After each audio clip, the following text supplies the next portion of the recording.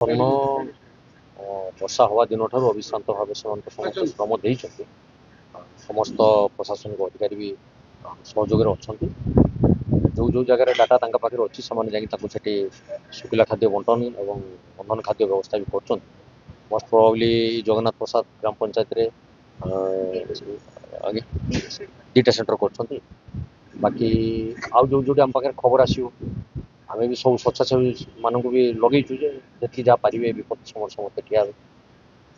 ଯୋଉଠି ବି ମେସେଜ ଆସିବ ଆମେ ସମସ୍ତେ ତତ୍ପର ରହୁଛୁ ତା ପରେ ବି ନା ଅସୁବିଧା କିଛି ପ୍ରାୟ ହବ ନାହିଁ ବୋଲି ଆମେ ଆଶା କରୁଛୁ।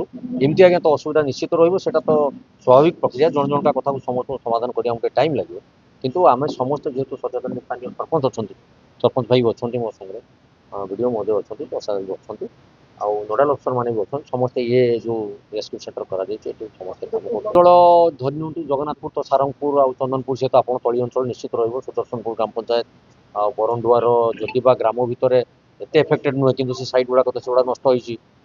ବାକି ନରସିଂହପୁର ଠାରୁ ଆରମ୍ଭ କୋଉଟା ନ ହେଇଛି ବୋଲି ଏମିତି ମାନେ ନାହିଁ, ଅପ୍ ଟୁ ମ୍ୟୁନିସିପାଲିଟି ପର୍ଯ୍ୟନ୍ତ ପାଣି ବି ଧରି ଯାଇଛି। ତେଣୁ ଚାଷ କ୍ଷୟକ୍ଷତିର ଆକଳନ ପାଇଁ ତ ସ୍ଥାନୀୟ ତହସିଲଦାର ଅଛନ୍ତି, ତାଙ୍କୁ ତ ଆମେ ବି କହିଛୁ। ସେ ତ ନିଶ୍ଚିତ ଏଇ ପାଣି ଛାଡ଼ିଲା ପରେ ତାକୁ ଲକ୍ଷ୍ୟ ରଖି ତଳି ତ ଆଉ ନାହିଁ କାହିଁ, ତେଣୁ ଚାଷ ହେବାଟା ମୋତେ କାହିଁ ଠିକ୍ ଲାଗୁନି। ଚାଷୀ ଚାଷ କରିପାରିବନି। ସରକାରଙ୍କୁ ବି ଆମେ ସେ ବାବଦରେ ନିଶ୍ଚିତ ସଚେତନ କରିବା, ତାଙ୍କୁ ଅନୁରୋଧ କରିବା। ବାଦ ବାକି ରହିଲା କଥା ଜିଲ୍ଲା ପ୍ରଶାସନକୁ ଦାୟିତ୍ୱ ଦିଆଯାଇଛି, ସେମାନେ ବି ମଧ୍ୟ ଘୁରିକି ଆକଳନ କରୁଛନ୍ତି କୋଉଠି କ'ଣ ହେଉଛି ନ ହେଉଛି। ମୋଟାମୋଟି ଠିକ୍ଠାକ୍ ପରିଚାଳନା କରାଯାଉଛି।